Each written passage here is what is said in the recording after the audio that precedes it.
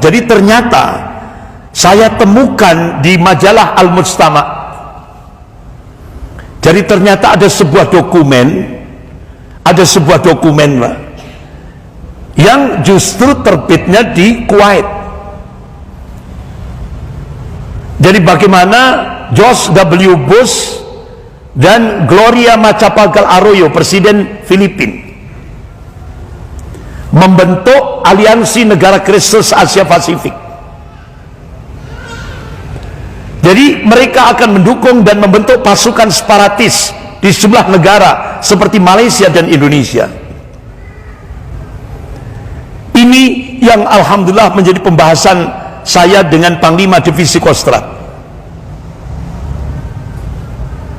Jadi ternyata separatis RMS dan separatis OPM, terutama separatis OPM, itu semua didukung oleh jaringan gereja-gereja di Papua. Qadarullah, ketika saya dapat tugas safari dakwah di Sumatera Barat, di Padang, Sumatera Barat, ketemu dengan Ustadz Fadlan Garamatan. Nah, itu yang Ustadz Sabun, Ustadz Fadlan Garamatan. Langsung saya tanyakan pada beliau, Ustadz, ini saya dapat info, katanya gerakan separatis OPM itu didukung jaringan gereja. Benar enggak? Benar, Ustadz.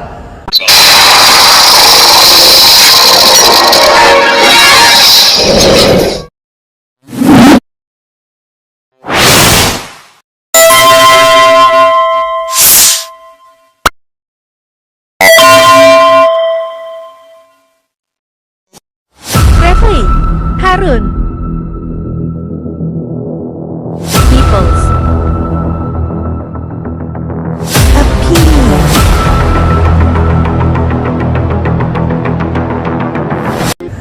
Bapak-bapak, ibu-ibu yang dimuliakan Allah, malam ini kita membahas satu tema, yaitu Islam dan kebangsaan. Bapak-bapak, ibu-ibu yang dimuliakan Allah, ada sebuah teori, yaitu tentang destruction of healthy state, penghancuran sebuah negara yang sehat. Jadi kalau negara sehat itu cirinya stabilitas, keamanannya bagus, equity, keadilannya tegak, pertumbuhan ekonominya bagus. Itu ciri negara itu sehat. Nah, sekarang ada sebuah teori tentang destruction of healthy state. Jadi bagaimana menghancurkan sebuah negara yang sehat. Ini yang kita jadikan contoh Indonesia. Kalau pembahasan kita Islam dan kebangsaan. Jadi ternyata untuk menghancurkan sebuah negara yang sehat itu pakai mixed mission, misi campur, yaitu intervensi politik, intelijen, ekonomi, dan lain-lain. Ini contoh kasus di Indonesia. Begitu negara adidaya melakukan intervensi ke Indonesia, yang waktu itu kita lihat Amerika, sekarang gantian Cina. Jadi kalau dulu Amerika, implikasinya e-polisos bertahankam, sekarang Cina. Jadi benar-benar mereka ingin menciptakan instabilitas lewat intervensi politik, intelijen, ekonomi. Ini yang lebih utama. Tujuannya apa? No growth, no acceleration. Tidak ada pertumbuhan ekonomi, tidak ada percepatan pembangunan. Mereka, negara adidaya ini, dalam hal ini Amerika dan Cina, ingin menjadi Sinterklas, dewa penolong, supaya Indonesia bergantung. Kalau dulu ke Amerika, sekarang Indonesia bergantung ke Cina. Inilah strategi menghancurkan sebuah negara yang sehat.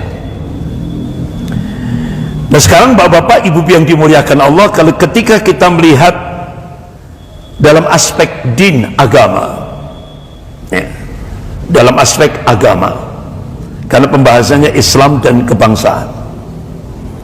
Kalau dalam aspek din, memang Allah Subhanahu wa taala memberikan tanbih dalam surah Al-Ankabut ayat 2 sampai 3. A'udzubillahi minasyaitonir rajim. Ahasiban nas ayyutraku ayyaqulu amanna wa hum la yuftanun.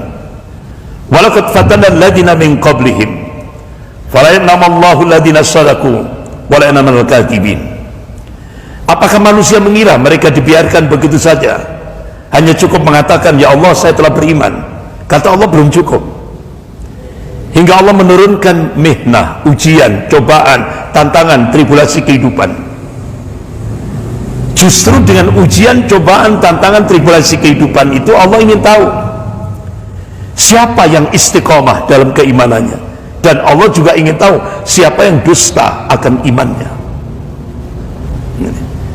Oleh karena itu, dalam menjalani hidup dan kehidupan ini, Rasulullah sudah mengabarkan ada 5 tantangan, ya, baik internal maupun eksternal, yang akan dihadapi oleh setiap saksiyah, pribadi mukmin. Qala Rasulullah sallallahu alaihi wasallam, al-mu'minu baina khamsin sada'id, mu'minu yasuddu wa munafiqun yabghadu wa kafirun wa yuqatilu wa syaitan yudillu wa nafsun tunazi'u. Ada 5 macam tantangan yang disiapkan oleh Allah untuk menguji iman kita. Yang pertama, mukmin yang terkena penyakit hasad, dengki, iri. Ini tantangan yang pertama. Yang kedua, al-munafiqun yabghadu, orang munafik yang senantiasa membenci. Yang ketiga, wa kafirun wa yuqatilu, orang kafir yang senantiasa memerangi, memusuhi, memerangi. Yang keempat, wasyaitan yudillu, setan yang senantiasa menyesatkan. Yang kelima, wa nafsun tunazi'u, nafsu yang senantiasa melawan.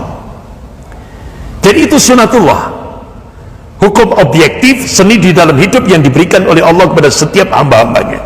Selama kita menjalani kehidupan di dunia ini, tidak lepas daripada ujian, karena hidup itu sendiri adalah ujian. Nah ini. Nah, malam hari ini kita membahas wa kafirun wa yuqatilu, fokus pada pembahasan wa kafirun wa yuqatilu, orang kafir yang senantiasa memerangi, ya. Orang kafir yang senantiasa memusuhi dan memerangi. Ini sudah dikabarkan oleh Allah dan Rasulnya. Jadi kalau ada orang kafir tidak memusuhi atau tidak memerangi umat Islam, berarti patut dipertanyakan kekafirannya. Berarti kafirnya belum kafah. Belum kafah. Jadi kafirnya masih separuh. Jadi kalau kafirnya sudah kafah, pasti memusuhi umat Islam, pasti memerangi umat Islam. Itu sudah settingan Allah Subhanahu wa taala. Allah ingatkan dalam surah Al-Baqarah ayat 120 dan 217. A'udzubillahi minasyaitonir rajim. Walan tardu ankal yahudu wala nasara hatta tattabi'a millatahum. Di dalam ayat itu ada huruf lan, itu maknanya selamanya, berarti ila yaumil qiyamah. Kata Allah, al-yahud wa nasara, orang-orang Yahudi dan Nasrani tidak akan pernah ridho, tidak akan pernah rela, tidak akan pernah senang kepada umat Islam ini, sampai umat Islam masuk ke dalam milah mereka, agama mereka. Allah tegaskan lagi dalam surah Al-Baqarah ayat 217. A'udzubillahi minasyaitonir rajim, wa la yazaluna yuqatilunakum hatta yaruddukum an dinikum in istata'u. Selamanya orang-orang kafir itu, orang-orang Yahudi dan Nasrani, tidak akan pernah berhenti yuqatilunakum, kata Allah, memerangi umat Islam ini, hatta yaruddukum an dinikum in istata'u, sampai umat Islam murtad seandainya mereka sanggup. Sampai seperti itu Allah kabarkan.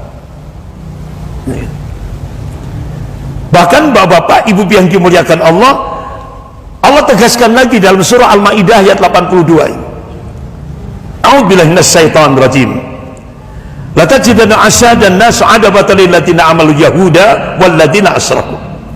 Sungguh kalian akan menyaksikan, kalian akan melihat orang-orang yang paling keras permusuhannya terhadap hamba Allah yang mukmin, kata Allah, al-Yahudi dan orang-orang musyrik. Jadi bapak-bapak, ibu yang dimuliakan Allah, bahkan pergerakan orang Yahudi di Indonesia itu menguasai semua lini kehidupan. Jadi yang berkuasa di Indonesia itu orang Yahudi, Pak, bukan yang formal ini. Karena ada, ketika saya tanya, saya sering kali tanya siapa yang berkuasa, ada yang jawab Ibu Megawati, salah. Ada yang jawab Pak Jokowi, salah. Ada yang jawab Luhut, salah. Yang berkuasa di Indonesia ini Zionisme Yahudi. Mereka tidak pernah masuk TV, mereka tidak pernah masuk koran. Pergerakannya Syria clandestine di bawah tanah, hampir 5.000-an, dan itu ditulis oleh Jenderal Sumitro dalam bukunya Dari Pangdam Mula Warman hingga Pangkop Kamtib. Nah, itu. Makanya bapak-bapak, ibu yang dimuliakan Allah, kantor dagang yang ada di Jakarta itu kamuflase saja, itu markas operasi intelijen. Pengendalinya di mana? Singapura. Singapura itu satelit wilayah Asia Tenggara. Siapa yang mengendalikan? Immanuel Sahab. Itu yang dibongkar oleh Jenderal Sumitro. Itu Jenderal Angkatan Darat yang paling killer.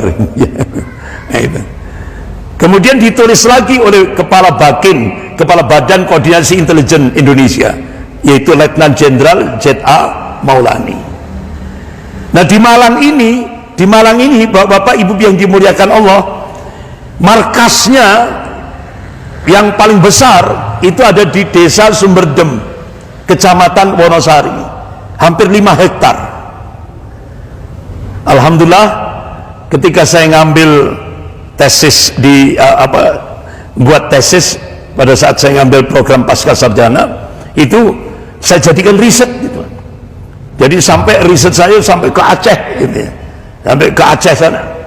Jadi alhamdulillah saya bukukan, alhamdulillah saya serah, dan alhamdulillah dapat respon. Saya bukukan itu, dapat respon dari BAIS, Badan Intelijen Strategis Angkatan Darat, Mabes Angkatan Darat.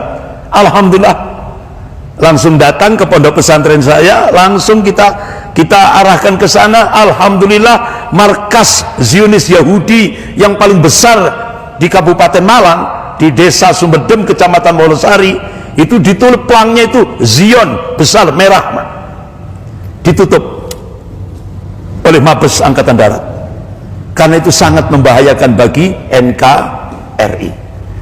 Jadi waktu saya melakukan riset itu jam 2 malam, Pak, saya jagong itu jadi ronda. Jadi jam 2 malam itu rata-rata mereka masuk. Jadi ada waktu-waktu tertentu masuknya jam 2 malam saat umat Islam tidur.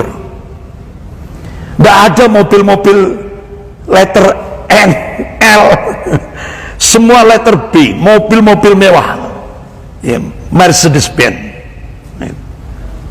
masuk ke situ jam 2 malam. Memang tidak ada dampak di kawasan sekitar, tidak ada, tapi itu berdampak bagi Indonesia. Kenapa mereka membangun sampai 5 hektar di sana? Karena jauh dari pantauan umat Islam, jauh dari pantauan aparat. Jadi alhamdulillah kita bersyukur apa yang saya tulis dapat respon dari Mabes Angkatan Darat, langsung ditutup. Jadi sekarang ditulis dijual berapa miliar gitu. Alhamdulillah sukses gitu. Bapak ibu yang dimuliakan Allah, jadi tantangan umat Islam Indonesia pasca merdeka, kita di 3 tahun setelah Indonesia merdeka, umat Islam dihadapkan tantangan pergerakan komunis yang dipimpin oleh kadernya Stalin, yaitu Musso. Peristiwa 1948 di Madiun, ribuan umat Islam dibantai, santri dibantai, ulama, keluarganya, sehingga ada kuburan massal di Madiun itu. Jadi benar-benar umat Islam pasca merdeka dihadapkan oleh tantangan komunis. Saat Orde Baru, ya kan? Saat Orde Baru, umat Islam di Indonesia dihadapkan oleh tantangan eksternal, yaitu dari kalangan Ordo Jesuit. Ini pengendalinya Vatikan, yang waktu itu bapak-bapak, ibu yang dimuliakan Allah, tahun 1971 wartawan majalah Tempo mewawancarai Jenderal Ali Murtopo. Dari situlah baru terdeteksi. Jadi ternyata pasca peristiwa G30 SPKI, tokoh Ordo Jesuit yaitu Peter Buck dari Belanda, yang mereka ini punya jaringan langsung ke Vatikan. Jadi kalau kita buka di Google, jaringan Ordo Jesuit ini ada kurang lebih sekitar 33.000 seluruh dunia, sangat militan sekali. Di Indonesia tokohnya adalah Peter Buck. Nah itu tahun 1971 dia rekrut Jenderal Ali Murtopo. Itu diwawancarai oleh wartawan majalah Tempo. Jenderal Ali Murtopo diiming-imingi, kalau Anda kepingin menjadi RI 1 setelah Soeharto, syaratnya cuma satu: habisi umat Islam. Sehingga akhirnya waktu itu Jenderal Ali Murtopo merekrut Jenderal LB Murdani. Mulailah direkrut Nur Hasan Jubaidah dari Kediri. Diciptakanlah Islam Jamaah. Tujuannya apa? Untuk menghancurkan Islam dari dalam. Berubah jadi Darul Hadis, berubah jadi Lemkari, berubah jadi LDII. Itu tujuannya untuk menghancurkan Islam dari dalam. Kemudian Jenderal Ali Murtopo merekrut Adah Jailani untuk menghancurkan NII asli. NII asli itu komandemen wilayah 1, 2, 3, 4, 5, 6. Akhirnya Jenderal Ali Murtopo menciptakan komandemen wilayah 7, 8, 9. Yang 9 itu adalah Panji Gumilang, Pondok Pesantren Az-Zaitun. Itu. Jadi tujuannya untuk menghancurkan Islam dari dalam. Kemudian Jenderal Ali Murtopo merekrut Amran, disekolahkan di Libya untuk menguasai, lulus langsung dipakai, difasilitasi, muncullah operasi intelijen flash flag, yaitu operasi pembajakan pesawat Garuda Woyla di Bandara Don Muang, Thailand. Itu semua rekayasa, jebakan intelijen. Kemudian dimunculkan lagi Komji, Komando Jihad. Nah itu seluruh Jawa. Habis itu diremut, berapa yang dibantai oleh Jenderal Ali Murtopo. Muncul lagi peristiwa Tanjung Priok, berapa ratus umat Islam yang dibantai. Muncul lagi peristiwa Talang Sari, berapa ratus umat Islam. Itu operasi intelijen, jebakan yang dimotori oleh Jenderal Ali Murtopo. Ambisi untuk menjadi RI 1. Muncullah peristiwa Horkoneng, Usroh, ya. Muncul lagi peristiwa yaitu pengetatan para khotib Jum'ah, ya kan? Harus pakai SIM. Muncul lagi peristiwa di tempat saya di Banyuwangi, ya kan? Itu Bupati Banyuwangi Pak Edi Slamet diperintah untuk mendata dukun-dukun santet yang sering disebut dengan operasi ninja. Itu di tempat saya. Jadi semua ini dibongkar oleh Jenderal Sumitro, jadi rivalnya Jenderal Ali Murtopo, itu musuhnya Jenderal Ali Murtopo, yaitu Jenderal Sumitro, dibongkar. Itu operasi menjebak umat Islam dalam rangka apa? Untuk ambisi ingin menjadi presiden RI 1. Tapi akhirnya apa yang terjadi? Pak Harto paham, Pak, beliau ahli strategi, langsung Jenderal Ali Murtopo dikotak di Menteri Penerangan sampai mati. Nggak jadi apa-apa. Jenderal Ali Murtopo mati, diteruskan kadernya Jenderal LB Murdani. Kembali lagi umat Islam dihadapkan oleh tantangan gerakan Ordo Jesuit. Luar biasa, Pak, umat Islam benar-benar baja ini. Tantangannya banyak sekali ini, sampai akhirnya Bapak-bapak, ibu-ibu yang dimuliakan Allah,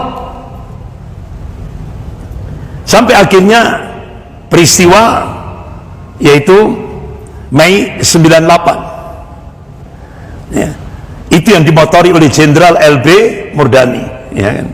Mei 98 itu semuanya itu diatur di Singapura. Makanya dulu ada ormas-ormas Forkot, Kamret dan sebagainya itu, ya kan? Ini orang-orang kiri, jadi orang-orang kelompok-kelompok kiri dari kalangan mahasiswa waktu itu.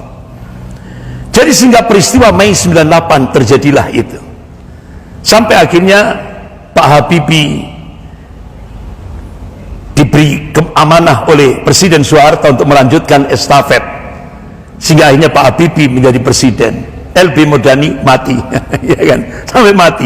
Kenapa? Pak Harto waktu itu pulang dari haji di pesawat Garuda. Pak Harto memberikan statement, siapapun walaupun jenderal tak gebuk ya kan? Siapa yang dimaksud itu? Yaitu Jenderal LB Murdani.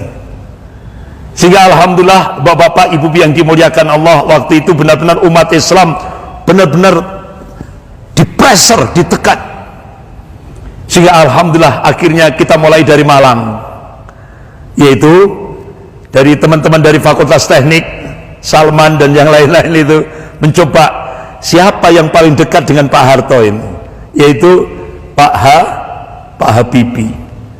Sehingga akhirnya dilaunchinglah Ikatan Cendekiawan Muslim yang ada di Universitas Brawijaya, ISMI. Sehingga terjadilah perubahan politik di Indonesia gitu.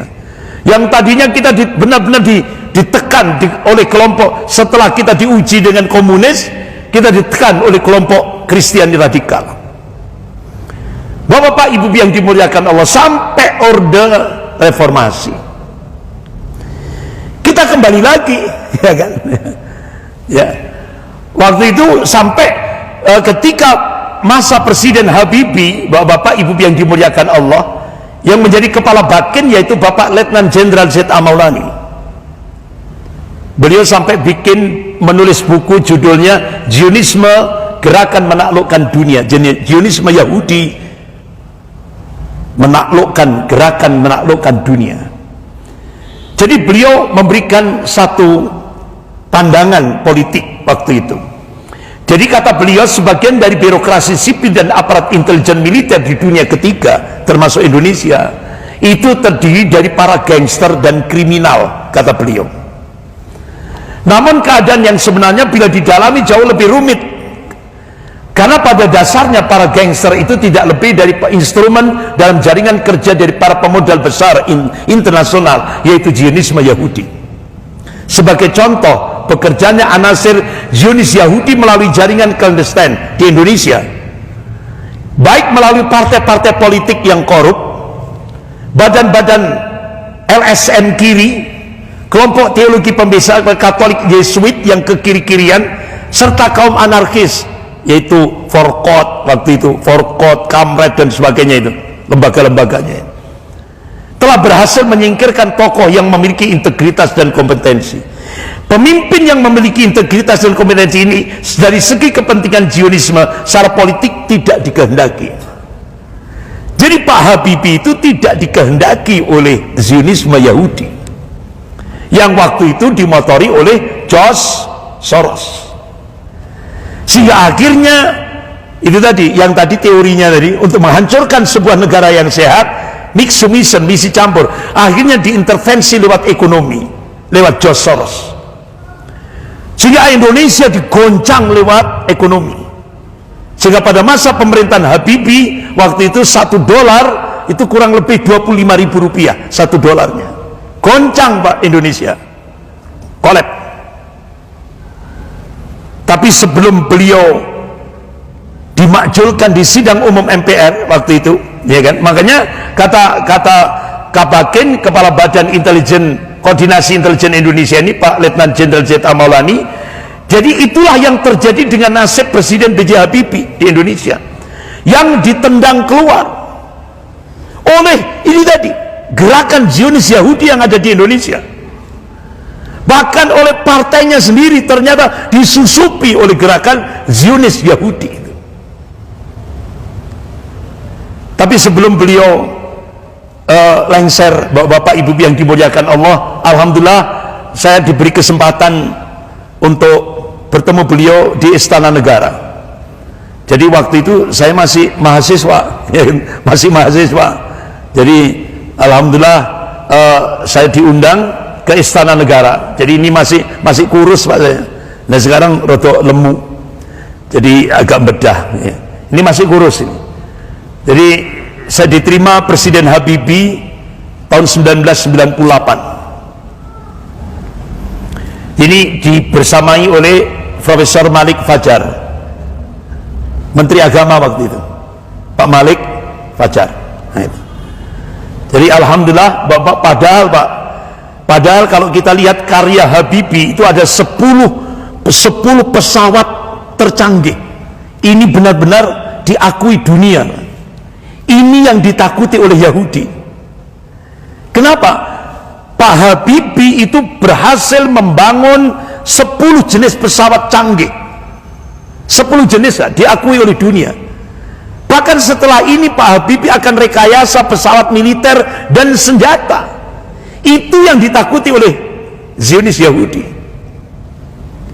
Makanya kenapa Habibie langsung digoncang lewat mixed mission, misi campur, yaitu intervensi ekonomi lewat George Soros. Ini Bapak, Ibu yang dimuliakan Allah. Begitu juga saya alhamdulillah mendapatkan info dari Mayor Jenderal TNI Ridwan, Panglima Divisi Kostrad. Jadi waktu itu beliau menyampaikan bagaimana kondisi Indonesia terutama di daerah-daerah perbatasan, ya kan? Ini Mayor Jenderal Ridwan ini Panglima Divisi Kostrad, ini wakilnya wakil Panglima Divisi Kostrad yaitu Letnan Jenderal Syahiding ini.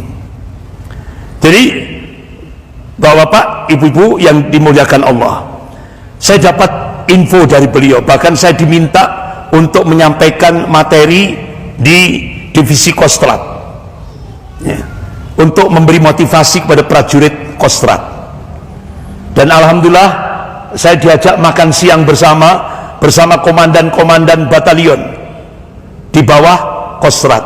Nah, ini Panglima Divisi Kostrad Mayor Jenderal Ridwan, yang sebelumnya Bapak Ibu yang dimuliakan Allah, saya pernah mendapatkan hampir 1 jam ilmu dari Panglima Divisi Kostrad sebelum beliau, yaitu Mayor Jenderal Kiflan Zen. Jadi alhamdulillah saya diundang di ruangan Panglima Divisi Kostrad, saya di briefing hampir 1 jam, banyak ilmu tentang kondisi pertahanan Indonesia yang saya dapatkan. Akhirnya alhamdulillah Bapak Ibu yang dimuliakan Allah, saya ditelepon Letkol Adam, jadi ajudan Panglima Divisi Kostrad. Ustadz diminta untuk safari dakwah, diajak oleh Panglima untuk safari dakwah bulan Ramadan. Alhamdulillah Jadi saya diajak keliling, Pak, di batalion-batalion itu. Bapak-bapak, ibu-ibu yang dimuliakan Allah. Jadi ternyata saya temukan di majalah Al-Mujtama. Jadi ternyata ada sebuah dokumen,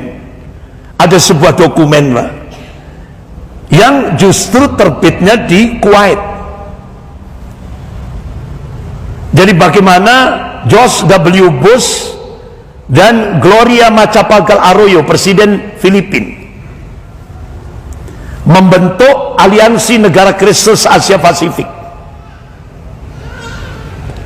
Jadi mereka akan mendukung dan membentuk pasukan separatis di sejumlah negara seperti Malaysia dan Indonesia.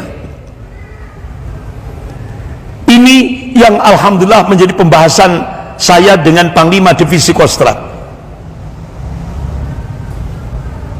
Jadi ternyata separatis RMS dan separatis OPM, terutama separatis OPM, itu semua didukung oleh jaringan gereja-gereja di Papua. Qadarullah, ketika saya dapat tugas safari dakwah di Sumatera Barat, di Padang, Sumatera Barat, ketemu dengan Ustadz Fadlan Garamatan. Nah, itu yang Ustadz Sabun, Ustadz Fadlan Garamatan. Langsung saya tanyakan pada beliau, Ustadz, ini saya dapat info, katanya gerakan separatis OPM itu didukung jaringan gereja. Benar enggak? Benar, Ustadz. Bahkan mantan Danjen Kopassus itu Pak Mayor Jenderal Sutomo kalau tidak salah waktu itu, namanya saya agak lupa, itu beliau nyamar jadi Babinsa, Pak. Padahal ini mantan Danjen Kopassus. Jadi beliau nyamar jadi Babinsa, masuk di bandara-bandara perintis. Itu ternyata semua milik gereja. Itu yang mensupport separatis OPM. Itu yang saya sampaikan di depan Panglima Divisi Kostrad. Nah, Bapak-bapak, ternyata benar, Pak. Jadi terbongkar di majalah Al-Mujtama bagaimana separatis OPM, separatis RMS itu benar-benar disupport oleh tadi itu negara-negara Eropa dan Amerika. Makanya dibongkar di majalah Al-Mujtama yang terbit di Kuwait bagaimana George W. Bush dan presiden Filipina tadi membentuk satu gerakan pembentukan aliansi negara Kristus Asia Pasifik, yang itu meliputi mulai dari Filipina, Singapura, Taiwan, Makau, Hong Kong, Sabah, Sarawak, Perlis, Penang, Selangor, Perak, dan Maluku, Timur Leste, Sulawesi. Ini Bapak-bapak, ibu-ibu yang dimuliakan Allah. Alhamdulillah, saya juga mendapatkan bagaimana info-info tentang pertahanan ini dari Wakil Komandan Arhanud. Alhamdulillah, saya juga mendapatkan info dari beliau.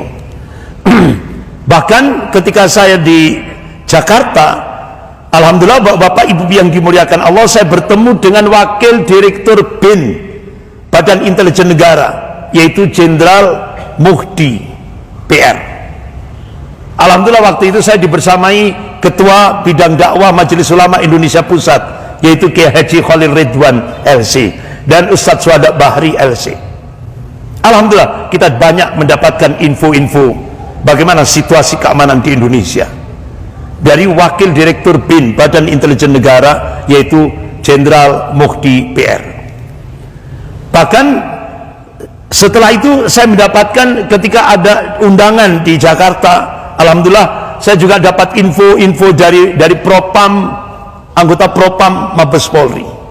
Ini. Jadi banyak info-info yang perlu kita serap, terutama untuk umat Islam ini yang harus paham. Di akhir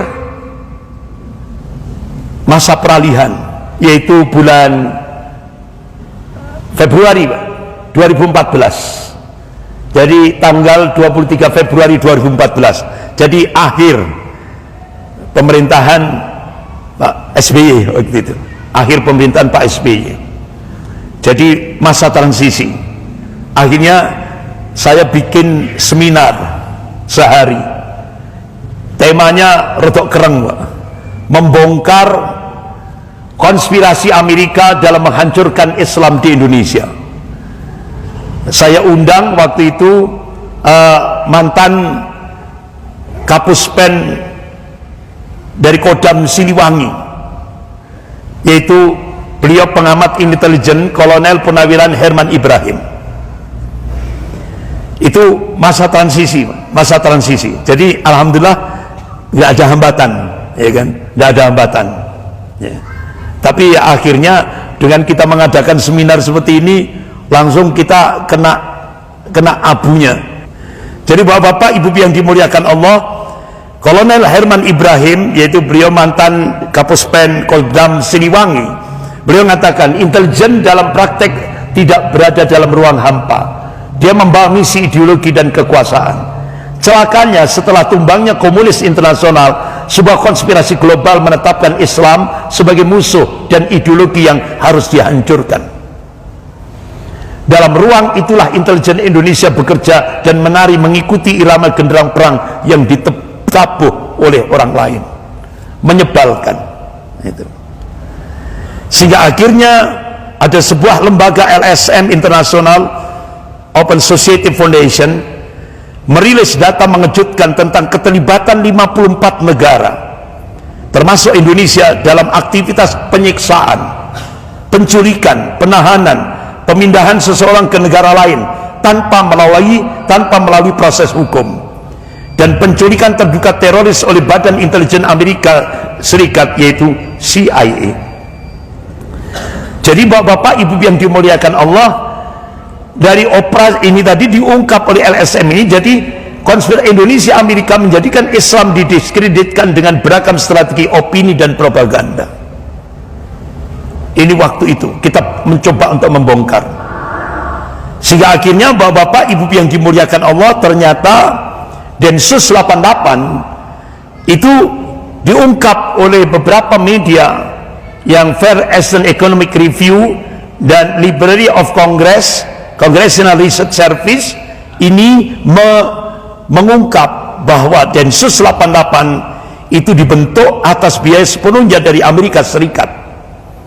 Jadi majalah Far Eastern Economic Review edisi 13 November 2003 menulis bahwa pemerintahan George W. Bush mengeluarkan biaya 16 juta US dollar, yaitu hampir 150 miliar untuk membentuk Densus 88 yang jumlahnya 400 anggota waktu itu. Hal yang sama ditulis oleh koran Jakarta Post tanggal 6 September 2004 dan harian Warta Kota 12 November 2003. Jadi bapak-bapak, ibu yang dimuliakan Allah, itu benar-benar nyata. Jadi dari majalah ini diungkap. Bahkan laporan Congressional Research Service, lembaga riset di bawah The Library of Congress tahun 2005, memaparkan dengan rinci, jadi dana yang dikeluarkan oleh pemerintah Bush untuk Indonesia, termasuk untuk Polri dan Densus 88, itu tahun 2004 Amerika Serikat memberikan bantuan 5.778.000 US dollar. Tahun 2005 sebesar 5.300.000 US dollar. Dan ternyata itu proposalnya itu diungkap oleh Mayor Jenderal Hartomo. Beliau waktu itu jadi Kabais. Jadi ternyata Pak, kerjasama ini untuk membantai umat Islam di Indonesia. Jadi peristiwa pada saat Jenderal LB Murdani muncul lagi pada saat era reformasi. Jadi seperti itu. Bahkan bapak-bapak, ibu yang dimuliakan Allah, mantan ini kalau sudah pensiun kan, biasanya kalau sudah pensiun sudah baru berani nyanyi lah. Kalau sudah pensiun. Jadi mantan komandan Satgas Intel Badan Intelijen Strategis, yaitu BAIS, Laksamana TNI Purnawirawan Wibisono menyebut kejadian teroris yang ada di Indonesia hanya rekayasa untuk mendapatkan proyek dolar dari Amerika. Jadi rakyatnya dikorbankan untuk mencari dolar. Bahkan bapak-bapak, strateginya ini diungkap oleh Pak Mulyo Wibisono. invitasi ke dalam kelompok Islam yang memiliki semangat perlawanan, tapi akidahnya nol, cuma semangat saja. Nah, ini kemudian dibuat radikal atau lebih radikal dengan doktrin jihad yang diselewengkan, diprovokasi, dipasok pendanaan untuk melakukan aksi disertai pengelabuan informasi, sehingga terciptalah stigmatisasi negatif. Akhirnya umat Islam yang dijadikan sasaran target. Ini kemudian contoh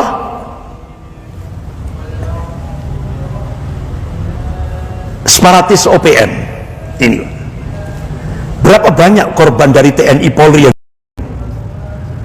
apakah disebut? Enggak, dulu disebut GPK, Gerakan Pengacau Keamanan, sekarang disebut KKP, kelompok apa? Iya, kelompok kriminal bersenjata. Nah, itu.